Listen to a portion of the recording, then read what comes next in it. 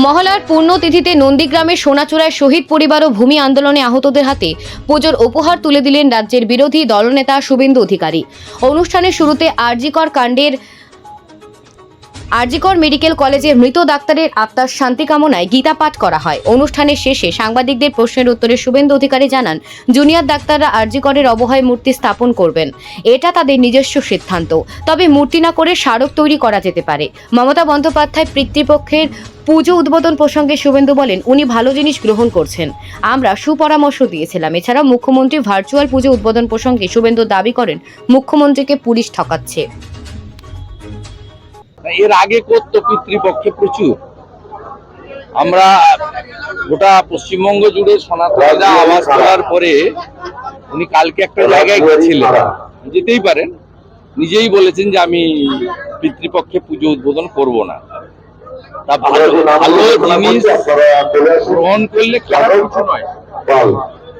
আর রাজ্যের সনাতনীরা বা প্রধান বিরোধী বা রাজ্যের বিরোধী দলনেতা হিসেবে আমরা সমালোচনা করি আর সুপরামর্শ,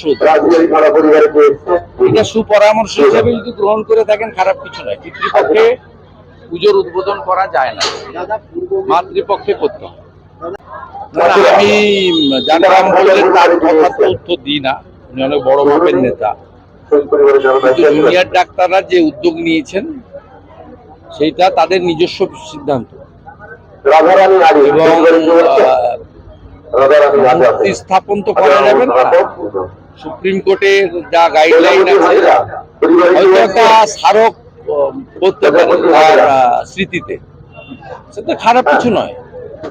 কারণ উনি ওখানে কর্মরতা ছিলেন এবং মর্মান্তিক একটা ঘটনা ঘটেছে, তার স্মৃতিকে অক্ষয় অমর করে রাখার জন্য যদি উদ্যোগ নেন, সেটা সরকারের বা এনাদের আরজিকর কর্তৃপক্ষেরও উচিত অনুমোদন দেওয়া।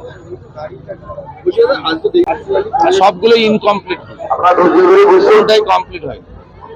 মুখ্যমন্ত্রী যাদের চোখ দিয়ে দেখছেন পুলিশ ঠকাচ্ছে রাজ্য সরকারকে, এবং 15টা পূজারই তালিকা আছে, সবগুলো ইনকমপ্লিট।